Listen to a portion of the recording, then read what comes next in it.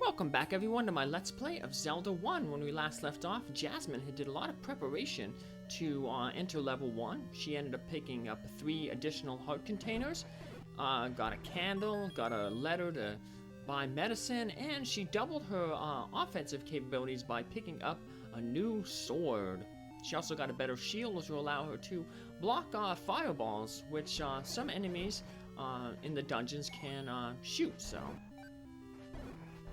So luckily, the enemies here, it's level 1. They're going to be pretty much easy to take care of. These Stalfos, those skeletons, they take 2 hits normally, but since we have the white sword, we can take them out in 1, so... dungeons are kind of more of the puzzle-y aspects of the game. So right now, there's not going to be a lot of puzzles.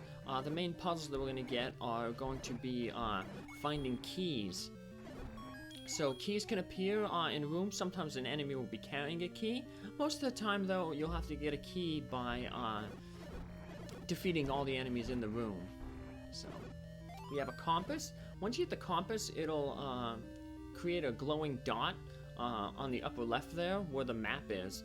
We don't have a map right now. That's another item we can pick up later in the dungeon, and that'll show us what the map of the dungeon looks like. Your game also creates a hand-drawn map, so if you go into your inventory screen, you'll notice that the game will keep track of the rooms that you're in. Another type of puzzle is sometimes you'll see a weird block and a door that's locked. In those cases, if the door doesn't unlock after defeating all the enemies, usually that means you have to push a block. So one of the blocks in the room, we're lucky in that first room there because there was only 1 block, but you'll have to find the block that's pushable, push the block, and then that will open the door that is locked. Here's an enemy carrying the key, and we picked up the map there so we can see what the dungeon looks like, and level 1 here is called the Eagle, because it's obviously in the form of an eagle. So we take out these Gorias. They throw boomerangs at you. You can block the boomerangs though with your shield though, with any type of shield. Boomerangs aren't magical, so they can be blocked by the non-magical shield. We have the big shield, which is the magical, so like I said, that allows us to block some magical type projectiles.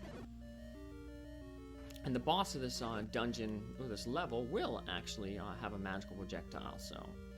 Here we have trap rooms.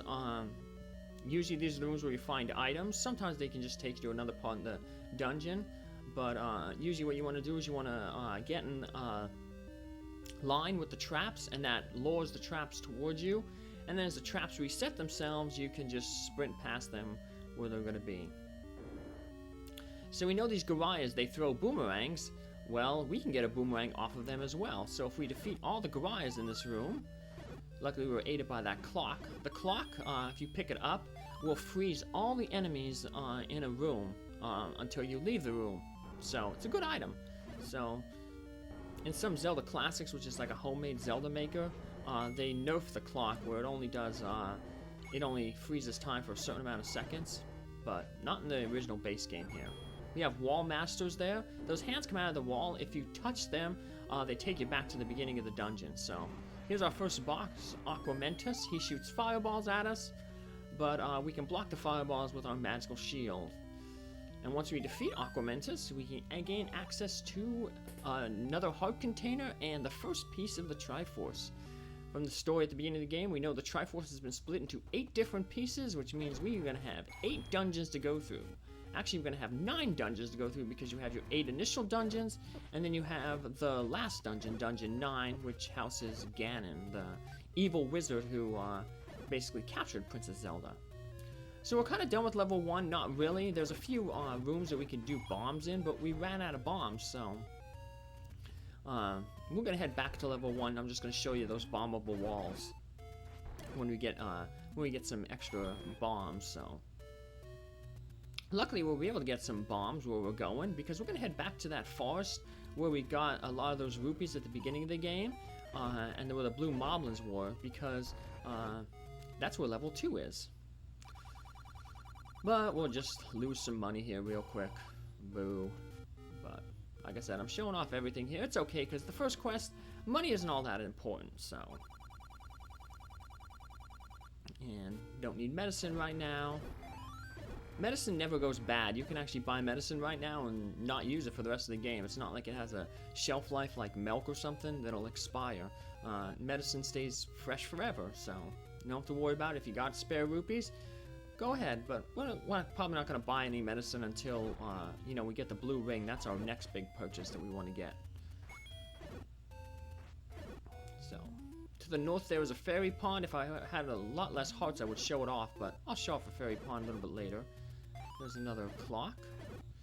And we have another shop here. Let's head on in and see what this guy's selling. Bomb, shield. We're going to get a shield later, but we want to pick up the arrow there. We picked up the bow earlier in level 1. Now we can fire arrows. Arrows do as much damage as a white sword attack. Certain enemies can only be damaged by arrows, but for the most part, most enemies, if they're able to be hurt by arrows, they're also able to be hurt by the sword. So for the most part, I'm not going to be using arrows too much. So, but we'll be using our candle to find some more secret money. Only 10, but it's okay. We mainly wanted to get the bombs, which we did. And like I said, we're not too worried about getting a whole bunch of money there from that guy only giving us 10, because we're about to lose 20 right here, so. Yeah, if he would have gave us 20, we would have just lost more money, so. But, speaking of more money, we can get some more here. Oh, there's a fairy drop right there. They restore 3 hearts, as opposed to just the one that the regular heart drop does. But hey, another money moblin. 100 money. Woohoo! So that's 2/5 of our way to our blue ring. So alright, let's head back over this way. And we're gonna head toward the level 2. Still blocking the arrows with the shield. Doesn't matter which shield you have, you can block any of them. So we have 2 dungeons nearby. To the south there, we can actually get to level 8. But, like I said, we're doing the dungeons in order. And level 8 might be a little too hard for us right now, so. We're getting a lot of clocks, so. But we head to level 2. And we got another little guardian there. Here we are in level 2. Level 2 is a good area to build up a lot of cash. Primary enemy in this thing is going to be these ropes, these snakes, and their primary drop is rupees, so you're going to notice a lot of rupees being dropped by these guys.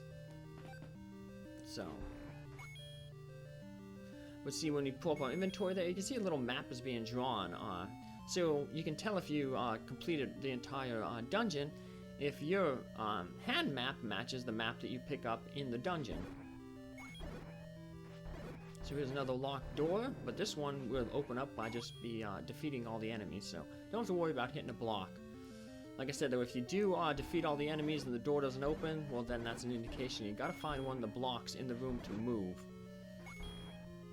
Head over this way and pick up our key. And now we can head over to our right.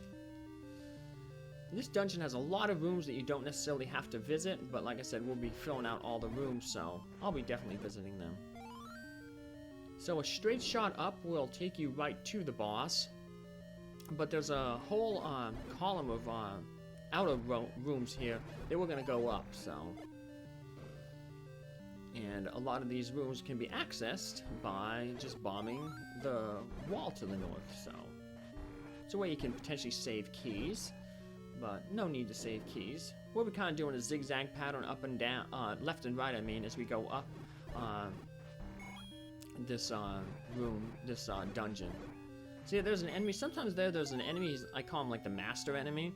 And if you defeat him, then all the other enemies like will disappear with him, so. It's not that often that happens, but it did happen in that earlier room there. So here's one of the tougher rooms in this early part of the game. We got these blue Gorias, and they take 3 hits to defeat, or you can hit them once with your white sword and then once with a bomb. But defeating them will give us the magical boomerang. The original boomerang only goes out about halfway across the screen. The magical boomerang, however, will go all the way across the entire screen, so it allows us to, you know, hit enemies. The boomerang mainly just stuns enemies, which is really, doesn't do damage, but stunning an enemy, preventing them from moving and attacking you back, it's really, really powerful. You can also use your boomerang to pick up items across the room. So, say you shoot a sword beam and you hit this snake over here and it dropped a rupee, you can throw a boomerang at it, and when the boomerang touches the rupee, it will pick it up and add it to your rupee count. So, the boomerang is very, very useful, so... Get some more free 5 rupees there. Yeah, we're gonna get some advice from this old man. Dodongo dislikes smoke. Dodongo is the boss of this dungeon, and he looks like a triceratops. The only way to defeat him is with bombs. There's 2 ways you can kind of defeat him. You can put the bomb in his mouth and he'll eat it, and you do that twice, and that finishes him off. Or, like the guy said, the Dodongo dislikes smoke. You can plant a bomb, and if it blows up and the Dodongo walks into the smoke, it kind of like he sucks up the smoke, and he gets a bellyache and he freezes. While he's frozen like that from sucking up the smoke, you can stab him, and he'll always drop a bomb that way. So, well, there's level 2. It's in the shape of a moon. So, we finished it off. Yeah, each of the dungeons here, we can show off what our boomerang does. See, we can throw it, it hits that bomb, and it adds it to our inventory. Useful little tool. So, which is good because they give it to you so early in the game. So, now we're halfway full of our hearts there. So, the max amount of hearts you can get in the game is 16. Right now we're sitting at 8. So, each dungeon will give you a heart. And then there are 5 hearts on the overworld. That gives you your max of 16. So we're just going to backtrack here a little bit. We're probably going to head back to level 1 now. I can show off those rooms that we missed with the bombing. So and we have some annoying P-hats. We also have blue levers. The red levers are really good for rupees because they commonly drop rupees. Now watch out. So take that guy out. And we'll head down here. Now, in some of those rooms where there's multiple enemies, multiple types of enemies, you can have different enemies spawn. Like, for instance, in that room, there's P-hats and blue levers, and then there was also a red lever. If we went into that room again, we left one P-hat around, but the blue lever has, like, priority. So if we go into that room again, rather than a P-hat being there, it'll be a blue lever. So that's pretty good for some dungeons. Sometimes weaker enemies will have priorities over stronger enemies, and so you can leave a room, come back, and have a weaker enemy appear. So see, there was 2 P-hats when we left that room, but the blue lever has priority, so we come back, and the blue lever is taking the place of one of the P-hats. So yeah, you can replace up to 1 enemy like that. It's not like all the enemies will be replaced, but just 1 if there's a difference in monster priority. So, alright, let's head on back toward level 1. Got more of these red levers. Yeah, I picked up some medicine there because we don't necessarily need the blue ring right away. So, see if we can defeat one of these P-hats to... They were one of my favorite enemies as growing up as a kid. I just thought they looked like really unique. They kind of reminded me of... There's a certain seed from some plant, from some tree, and we used to get these seeds and used to toss them in the air, and they spun around like a little helicopter. It reminded me of those a little bit, because they're basically a plant that floats around like a helicopter. So we got bombs now. There's 2 doors that we can make with bombs in this thing. So if you had bombs when you went through here, you can skip certain parts of the dungeon. I'm not going to skip any of the dungeons in any of the dungeons. Like I said, I'm going to show off the entire dungeon layout. So, but if you wanted to, you could put a bomb there. Skip that room, the 3 rooms over to the left. And you can also bomb here. And go right to where the Gorias were. Now, you notice the Gorias now, they're throwing magical boomerangs. The Gorias will always have the same type of boomerang you have. So that's one disadvantage, I guess, of picking up the magical boomerang. The Gorias will now have boomerangs that can go across the entire room. So we're going to kill some of these wall masters, get some money. Well, let's show what the wall master can do. If the wall master touches you, it takes off half a heart, and it takes you back to the beginning of the dungeon. So it's a little shortcut for us there. When you get taken back to the beginning of the dungeon, all the dungeon rooms reset. So normally monsters won't reappear in rooms until after you clear a certain amount of other rooms. I don't know the exact number, but when you get pulled back to the beginning of the dungeon by a wall master, all the rooms will reset. So the same principle applies on the overworld here. If you clear a room of enemies, it'll be a few, you have to go through a few more rooms before they respawn. But as long as you leave one enemy alive in a room, the enemies won't respawn. So it's one way you can kind of prevent a whole bunch of enemies from, respawning to make the overworld travel a little less dangerous. But right now we're more worried about getting, rupees and drops from the enemies. And the enemies are weak enough that we don't have to worry about them dealing too much damage. So we're just going to take out all the monsters that we can. Now later when we get to some harder areas, we may want to, maybe leave one enemy alive. So when we come back to that room, we don't have to face, a lot of danger. But speaking of danger, here comes our level 3.